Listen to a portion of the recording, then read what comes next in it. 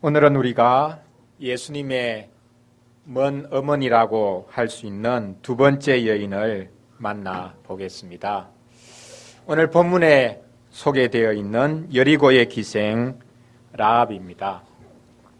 마태복음 1장 5절에 기록하고 있듯이 살몬은 라합에게서 보아스를 낳았다라고 기록하고 있습니다. 예수님의 족보에 등장하는 두 번째 여인입니다. 첫째 여인이 지난주에 살펴보았듯이 가나안 여인, 유다의 며느리 다말이었습니다. 둘째 여인 역시 가나안 여인입니다. 다말 이야기는 아브라함, 이삭, 야곱, 그리고 야곱의 12아들들이 가나안 땅에서 나그네로 살 때에 일어난 이야기입니다.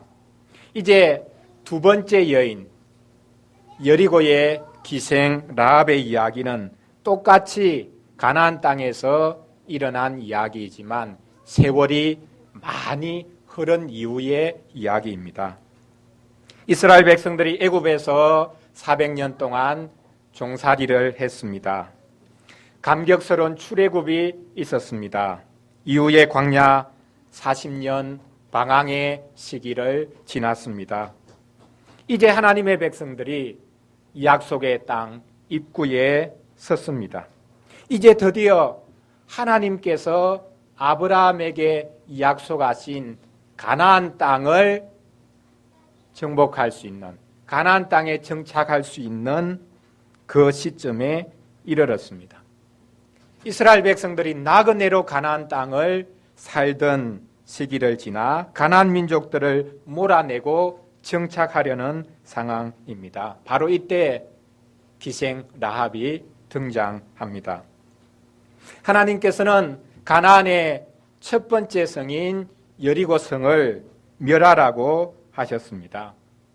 여리고 성에 살던 모든 사람들이 다 사륙을 당합니다. 그런데 살아남은 사람들이 있었습니다. 여리고 기생 라합과 그녀의 가족들이었습니다. 기적적이게도 여리고의 기생 라합이 하나님의 백성들 가운데 들어왔습니다. 그리고 놀랍게도 그녀는 예수님을 낳는 모태가 됩니다. 오늘 우리는 죽을 수밖에 없었던 여리고의 기생 라합이 하나님의 백성들에게로 들어온 것을 살펴보겠습니다. 하나님은 하나님의 백성들 가운데 자리 하나 달라고 간구하는 호소를 외면하지 않으셨다라는 주제로 말씀을 전하고자 합니다. 첫째로는 하나님의 백성들이 불신앙을 거쳐서 마침내 믿음의 고백에까지 이르게 된 과정을 살펴보겠습니다. 둘째로는 하나님의 백성들 편에 서고자 한 기생 라합의 믿음을 살펴보겠습니다. 마지막 세 번째로는 하나님께서 이스라엘 백성들과 기생 라합에게 베푸신 은혜를 살펴보겠습니다. 첫째로는 이스라엘 백성들이 불신앙에서 마침내 믿음의 고백에 이르게 된 모습입니다. 아브라함의 후손의 계보가 이어지다가 살몬에까지 이르렀습니다. 우리는 이 살몬이 어떠한 사람이었는지 잘 모릅니다. 이름만 알 뿐 성경에서는 그의 행적을 기록한 것이 없습니다. 하지만 그의 아내가 된 라합에 관해서는 우리가 잘 압니다. 여호수아서에서 자세하게 기록하고 있기 때문입니다. 이스라엘 백성들이 요셉 때문에 애굽에 내려갔다가 나중에는 이스라엘 백성이 애굽에서 노예살이를 하게 됩니다. 이민족이었기 때문입니다. 하나님께서 모세를 보내주셔서 출애굽의 역사를 이루어 주십니다. 한 달 정도 만에 들어갈 수 있는 가나안 땅이었는데 이스라엘 백성들은 40년 동안 광야를 방황합니다. 하나님께서 광야를 뺑뺑이 돌게 만드십니다. 이유가 있습니다. 이스라엘 백성들이 한 달 정도여 만에 가나안 땅의 입구 그곳에 도착했습니다. 모세가 정탐꾼을 보냅니다. 이스라엘 12지파 중에서 한 사람씩 뽑아서 가나안 땅 전체를 정탐하게 합니다. 40일 동안 정탐을 했습니다. 정탐꾼들이 돌아와서 보고하는데 기가 찹니다. 그 땅이 너무 좋은 땅이라는 것입니다. 지금까지 한 번도 자신들이 본 적이 없는 기름진 땅, 젖과 꿀이 흐르는 땅이라는 것입니다. 그런데 우리는 그곳에 들어갈 수 없다라고 말합니다. 그곳에 살고 있는 사람들이 거대한 장사들이어서 그들이 보기에 우리는 메뚜기 같습니다라고 말합니다. 단지 두 사람 여호수아와 갈렙만이 그렇지 않다고 말합니다. 하나님이 함께 하시면 우리가 그 땅에 들어갈 수 있습니다. 하나님께서 약속하신 것을 이 두 사람이 상기시킵니다. 그러나 이스라엘 백성들은 다수결 때문일까요? 정탐꾼 10명의 말을 듣고 대성통곡합니다. 하나님께서 이 장면을 지켜보시고는 이스라엘 백성을 다시금 광야로 몰아내십니다. 정탐꾼들이 정탐한 날수를 횟수로 바꾸어서 느려서 광야를 뺑뺑이 돌게 하십니다. 그래서 이스라엘 백성들은 40년을 광야 방황하게 됩니다. 40년의 방황이 마침내 끝나고 다시금 이스라엘 백성들이 약속의 땅 입구에 도착했습니다. 이상하게도 여호수아가 이번에 다시 한 번 더 정탐꾼을 보냅니다. 옛날에 모세가 정탐꾼들을 보내서 큰 화근을 자초했는데 왜 다시금 정탐꾼을 보냅니까? 정탐꾼을 재차 보내는 것이 불신앙이 아닙니까? 또 뭘 확인을 해야 되겠다는 것입니까? 이번에 보낸 정탐꾼은 가나안 땅 전체를 정탐하는 목적이 아니었습니다. 각 지파에서 그 지파를 대표하는 사람들을 뽑아서 보낸 것도 아니었습니다. 40일 동안 사사시 정탐하게 한 것도 아닙니다. 맞은편에 보이는 요단강을 지나면 바로 들어가게 될 그 첫 번째 가나안의 성 여리고를 정탐하게 합니다. 여호수아가 정탐꾼을 보낸 것은 하나님을 믿지 못했기 때문이 아닙니다. 여호수아는 하나님께서 가나안 땅을 이스라엘 백성들에게 주셨다라는 사실을 의심하지 않았습니다. 하나님께서 자신들에게 주셨다, 하나님께서 일하고 계신다라는 것을 확인하기 위해서 정탐꾼을 보낸 것입니다. 여기서 우리는 하나님께서 일하고 계신 것을 확인하려는 열망과 하나님께서 일하고 계신 것을 믿지 못해서 기적을 요구하는 것, 이것이 차이가 있다. 하늘과 땅 차이다 라는 것을 확인해 볼 수 있습니다. 그런데 겉으로 보면 이게 똑같아 보입니다. 믿음과 불신, 믿음과 의심은 겉으로 볼 때는 아무런 차이가 나지 않습니다. 분간이 안 됩니다. 심지어는 기적을 요구하는 것이 믿음일 수도 있고 기적을 요구하지 않는 것이 불신앙일 수도 있습니다. 하나님께서 기적을 일으켜 주실 것을 믿지 않기 때문입니다. 이미 때는 다 지나갔다라고 생각하기 때문입니다. 이사야서 7장에 기록되어 있는 유다의 왕 아하스의 경우가 바로 그랬습니다.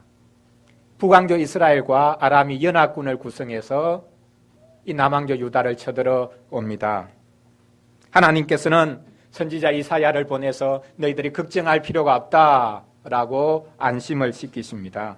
하나님께서 친히 다윗과 맺은 언약을 기억하고 계시기 때문에 이 다윗 왕조가 무너지지 않을 것이다. 그리고 유다가 안전할 것이다 라고 하십니다. 믿지 못하겠거든 징조를 한번 구해보라 라고까지 말씀하십니다.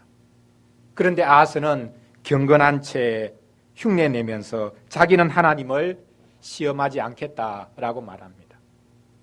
하나님을 시험하지 않겠다라고 말했지만 실은 그는 마음으로 하나님이 지금 이 상황에서 자신들을 도울 수 있다고 믿지 못했습니다. 지금은 하나님께 구하고 할 그런 때가 아니라는 것입니다. 때는 다 지나갔다는 것입니다. 연합군이 턱 밑에까지 와서 있는데 지금 기도하고 하나님께 도움을 구하고 그럴 때냐? 그렇게 믿지 못했기 때문에 하나님 앞에 징조를 구하지 않았습니다. 이스라엘 백성들은 광야 40년의 방황을 거쳐서 그 광야의 혹독한 시련의 과정을 겪고 난 다음 비로소 하나님의 이 약속을 보는 눈을 가지게 되었습니다. 여호수아는 이것을 알았기 때문에 자신과 그의 동료들이 정탐꾼으로 가나안 땅에 갔던 40년 전의 일을 기억에 떠올리면서 재차 정탐꾼을 보냅니다. 이제는 예전처럼 불신앙의 눈으로 가나안 땅을 보지 말라는 것입니다. 믿음의 눈으로 보라는 것입니다. 하나님께서 가나안 땅을 자기 백성들에게 주셨다라는 것을 확인하고 오라는 것입니다. 여호수아는 자신이 보내는 정탐꾼들이 이 하나님께서 이 땅을 가나안 땅을 자신들에게 주셨다라는 것을 확인하고 돌아올 줄을 알았습니다. 이 믿음에 부합하게 하나님께서는 놀랍게도 여리고성에서 한 사람을 붙여 주셨습니다. 여리고성 사람의 입에서 하나님에 대한 고백이 흘러나오는 것을 보게 하셨습니다. 얼마나 큰 위로가 되었겠습니까? 얼마나 놀라운 일이었겠습니까? 그런데 바로 그 한 사람이 의외의 인물입니다. 오늘 본문에 기록되어 있는 기생 라합입니다. 하나님께서 기생 라합에게 주신 믿음을 이제 한번 살펴보겠습니다. 정탐꾼들이 여리고성에 몰래 들어갔습니다. 여리고성은 그리 큰 성은 아니었지만 아주 견고한 성벽으로 둘러싸인 여리고의 가나안 땅의 관문과 같은 역할을 하는 성이었습니다. 정탐꾼 2명이 몰래 여리고성에 들어갔습니다. 여리고성의 동태를 파악하기 위해서 기생 라합의 집에 들어갑니다. 라합은 기생이었지만 여인숙을 운영하고 있었던 것 같습니다. 그래서 이곳저곳 여행하는 이들이 그곳에 머무르게 되었고 그곳에 가면 여리고성의 동정을 쉽게 파악할 수 있었던 것 같습니다. 여리고성 사람들이 무엇을 생각하고 있었겠습니까? 요단강 건너편에 이스라엘 백성들이 와 있다는 것을 확인한 여리고 사람들이 도대체 지금 어떻게 생각하고 있었겠습니까? 여리고성 사람들은 하나님께서 이스라엘 백성들을 위해서 해주신 일을 소문으로 자세히 듣고 알고 있었습니다. 최신 뉴스, 최근의 핫 이슈가 바로 이스라엘 사람들에 관한 이야기였습니다. 가나안 사람들 전체가 지금 이스라엘 사람들이 하고 있는 일, 하나님께서 이스라엘에게 행하신 그 일에 대해서 촉수를 세워서 지금 예민하게 듣고 있습니다. 애굽에서 나온 이야기, 홍해를 마른 땅으로 걷는 이야기를 들었습니다. 우리가 두 번째 본문에서 보았듯이 최근에는 아모리 사람의 땅, 그곳을 다스리던 왕 시온과 옥의 나라를 하나님께서 전멸시킨 이야기도 들었습니다. 그 소식을 듣고는 여리고성 사람들이 정신을 잃을 정도였습니다. 극도의 공포에 사로잡혔습니다. 그런데 아무리 이스라엘 사람들이 섬기는 하나님이 강력한 신이라고 하지만, 속된 말로 전쟁의 신이라고 하지만 그 신에게 당장 굴복할 수는 없습니다. 그런데 라합은 다르게 생각합니다. 이스라엘 민족이 섬기는 여호와 하나님은 단순히 이스라엘의 한 부족의 신일 뿐만 아니라 이 하나님은 하늘과 땅에서도 유일한 하나님이다 라고 고백을 합니다. 너희의 하나님 여호와는 위로는 하늘에서도 아래로는 땅에서도 하나님이시니라 라고 고백합니다.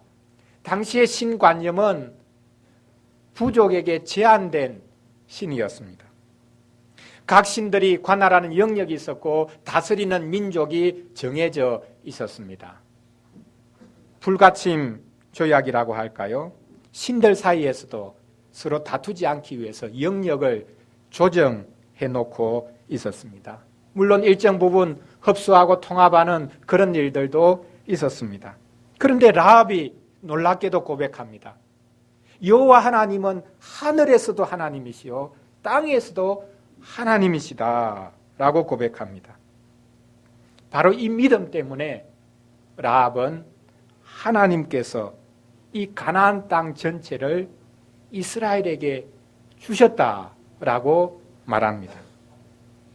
이방인이 쳐들어온 것이 아니라 이민족이 자신들의 땅을 빼앗기 위해서 가나안 땅으로 쳐들어온 것이 아니라 하나님께서 이 가나안 땅을 이스라엘에게 주셨다라고 고백합니다.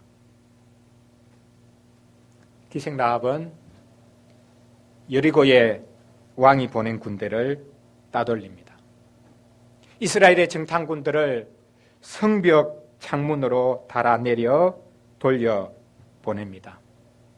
그들을 돌려보내면서 자신들을 살려달라, 나와 나의 가족들을 살려달라라고 부탁합니다. 정탐군들은 기생 라합의 집을 알아보도록 하기 위해 붉은 줄을 매여 놓으라고 말합니다. 이 붉은 줄이 무엇을 의미하겠습니까? 그 집이 잘 드러나도록 하기 위한 줄입니다. 붉은 줄이니까 예수님의 십자가 피구나, 그렇게 생각하면 안 됩니다. 붉은 줄은 에로틱한 것을 연상시킵니다.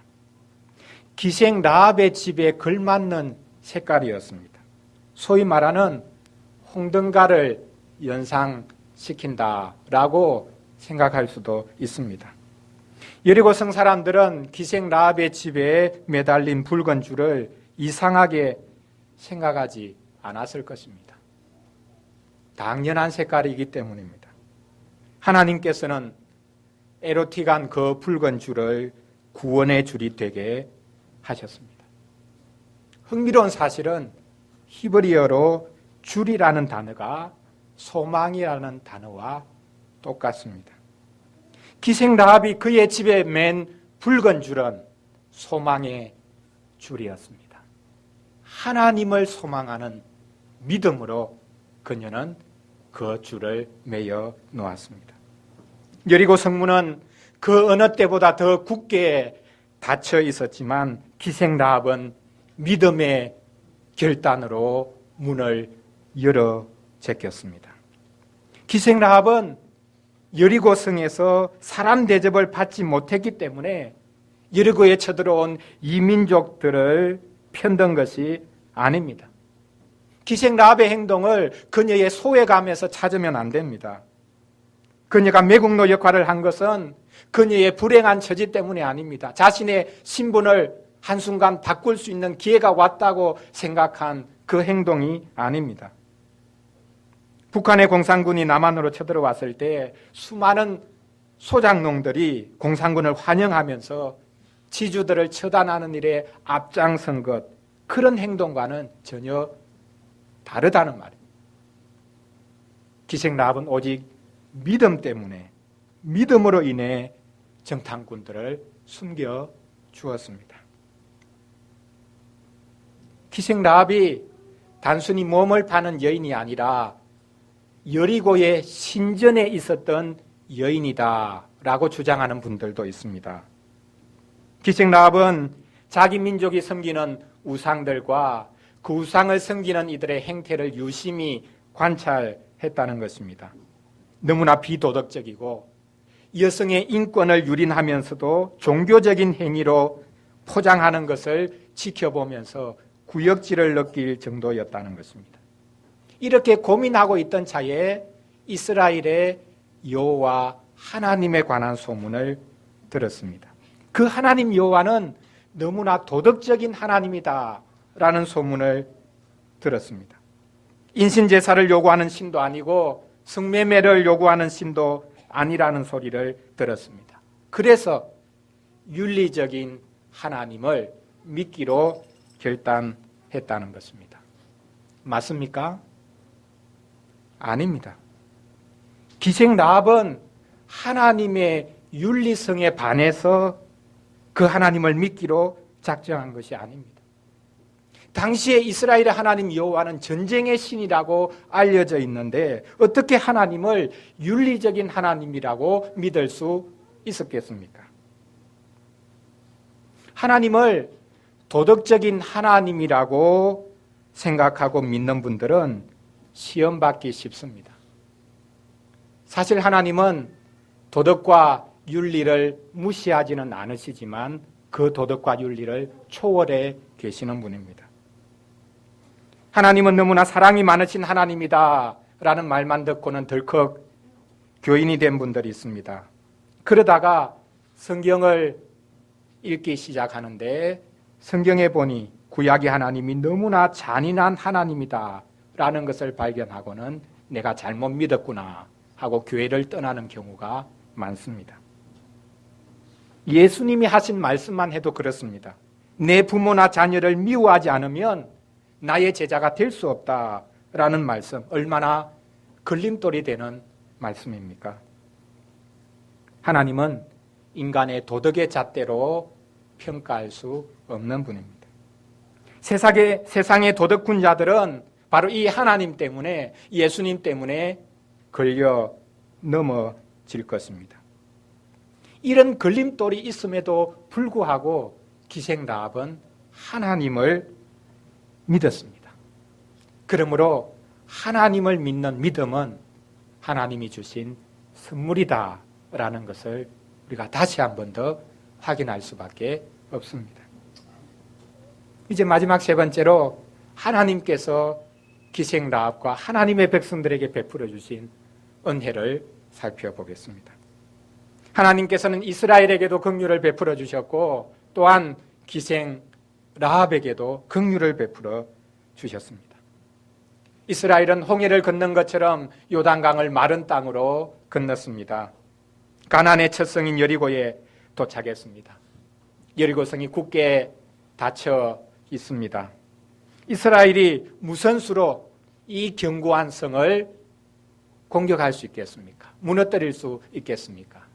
하나님께서 이상한 전법을 주십니다. 아무 말 하지 말고 여리고성을 매일 한 바퀴씩 돌라는 것입니다. 제사장들이 언약궤를 메고 양각 나팔을 불면서 앞장을 섰습니다. 백성들은 매일마다 그 뒤를 따라 아무 말 없이 여리고성을 돌았습니다. 한 바퀴씩 돌고는 진으로 돌아와 쉽니다. 여리고성 안에서 이것을 지켜보고 어리둥절했을 것입니다. 전쟁의 신이라고 알려진 여호와 하나님이 이번에는 무슨 이상한 전법을 그의 백성들에게 주신 것인가? 어떤 전법이길래 저들이 말없이 성만 돌고 있는가라고 생각했을 것입니다. 고도의 심리전을 펴고 있구나, 그런 생각을 했을지 모르겠습니다. 매일마다 성을 한 바퀴씩 돌고는 마지막 날 7일째에는 그날 하루에 7바퀴를 돌라고 하십니다. 이스라엘 백성들이 이 날은 무척이나 바빴을 것입니다. 하루에 7바퀴를 돌았습니다. 그리고 난 다음 여호수아는 그 백성들에게 여리고성을 향해 힘껏 소리치라고 말합니다. 크게 소리를 치라고 하기 전에 여호수아가 당부한 것이 있습니다. 하나님께서 이 성을 너희들에게 주실 것인데 이 성과 이 안에 있는 모든 것들을 하나님께 바치라 라고 말합니다.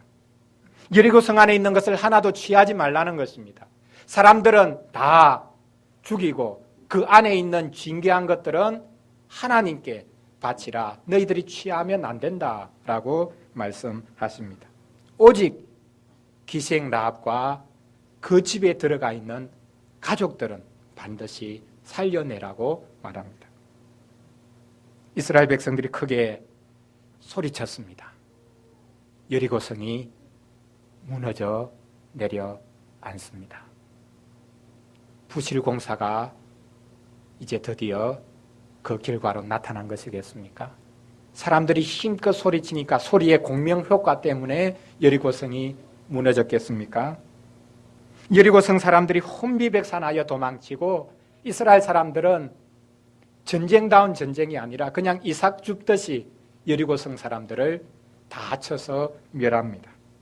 기생 라합과 라합의 말을 듣고 그 집에 들어가 있는 가족들만 살아남습니다. 여호수아는 예언과 같은 말을 합니다.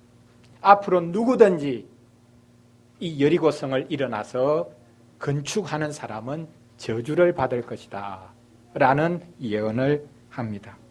이 여리고성은 이제 폐허로 된 채 그대로 놓아두어야 된다는 것입니다. 이스라엘 백성들이 가나안 땅을 차지하고 정착하고 난 다음에도 이 여리고성은 그대로 폐허로 된 채 계속 놓아두어야 한다라는 뜻입니다. 하나님께서는 가나안의 첫 번째 성인 여리고의 폐허를 소리치는 돌들로 삼으셨습니다. 이스라엘이 전쟁에서 가나안 그리고 여리고성을 무너뜨린 것이 아닙니다. 여리고는 오직 하나님의 은혜로 무너졌습니다. 이것을 증거하도록 여리고는 계속해서 폐허로 남아 있어야 했습니다. 여리고의 그 거대한 성, 가나안 땅의 관문과 같은 여리고성을 수축해서 견고한 국고성으로 만들려는 유혹을 하나님의 백성들은 버려야 했습니다. 여리고성의 폐허가 무슨 소리를 외치고 있었겠습니까? 여러분, 하나님의 백성들이여 보십시오. 여러분이 가나안 땅을 차지하기 위해 전쟁한 것이 아닙니다. 오직 하나님의 은혜로 하나님의 약속 때문에 이 땅이 여러분의 것이 되었습니다. 여전히 여러분의 행위와 의로움을 의지하겠습니까? 여러분들은 하나님의 은혜를 새기십시오. 하나님의 은혜를 무너뜨리고 여러분의 행위를 의지하기 시작하면 그때는 여러분은 끝장입니다. 여리고에 무너진 돌들은 하나님의 은혜를 외치는 돌들이었습니다. 이렇게 여리고의 폐허뿐만 아니라 하나님께서는 기생 라합에게 크신 은혜를 베푸셨습니다. 그녀는 여리고성 사람들과 더불어 멸망할 수밖에 없었습니다. 그런데 그녀는 하나님께서 주신 믿음으로 말미암아 하나님의 백성 가운데 들어올 수 있었습니다. 하나님의 백성 가운데 자리 하나 허락해 주십시오 라는 간절한 믿음의 간구를 하나님께서 들어주셨습니다. 그녀는 마침내 하나님의 백성들 가운데 들어올 수 있었습니다.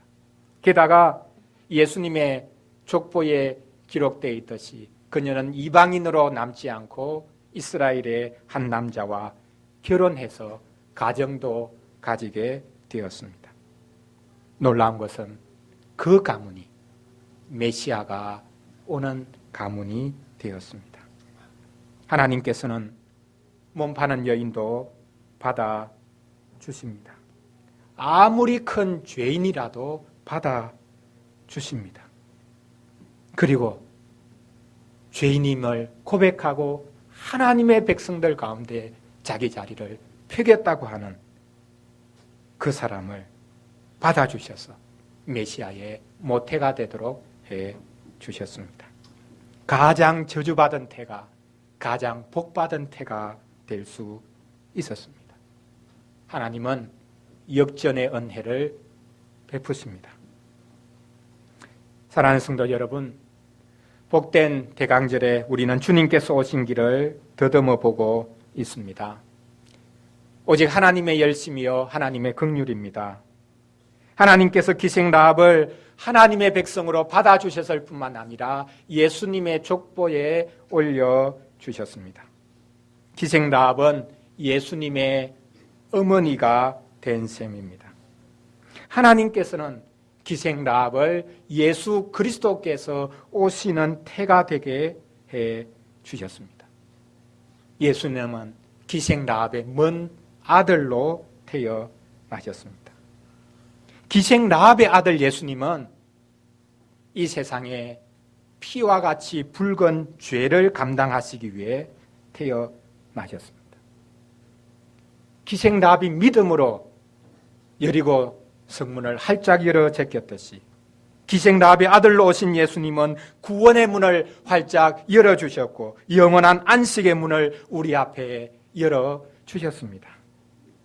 하나님은 우리 주 예수 그리스도께서 오도록 역사하셨습니다. 이스라엘 백성들이 여리고성 바깥에서 목청껏 외치고 있었을 때 여리고성 안에서 기생 라합은 조용히 기도하고 있었을 것입니다. 하나님의 백성들 가운데 자리 하나 허락해 주십시오. 이제부터는 제가 하나님의 백성 가운데 살고 싶습니다. 조용히 그러나 간절히 기도했을 것입니다. 라합은 속으로일 수밖에 없었겠지만 확신하면서 간구했을 것입니다. 이제부터 저는 하나님의 백성들과 함께 자리하겠습니다. 지금까지 겪었던 수모보다 더 큰 수모를 당한다 할지라도 그런 수모가 온다 할지라도 이제부터는 하나님 편에 서겠고 하나님 백성 편에 서겠습니다 라고 그녀는 고백하고 있었습니다. 어린이를 위한 질문 3번 문장처럼 하나님은 하나님의 백성들 편에 서겠다고 하는 간구를 복주십니다. 하나님께서는 하나님의 백성들 편에 서겠습니다 라고 하는 그 믿음의 간구를 외면하지 않고 그 간구에 복주신다라는 사실입니다. 하나님은 하나님의 백성들과 함께 모든 것을 하겠습니다 라는 간구를 복주십니다.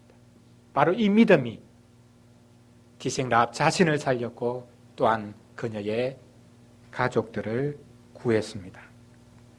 믿음의 결단이 굳게 닫힌 불신의 문을 열어 제꼈습니다.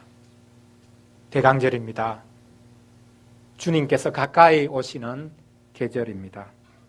이번 한 주간도 하나님이 주신 믿음으로 여러분 앞에 굳게 닫혀져 있는 불신의 문을 힘껏 열어 제끼시기를 바랍니다.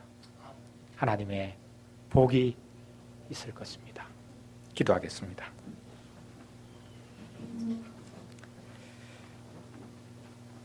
하나님 아버지,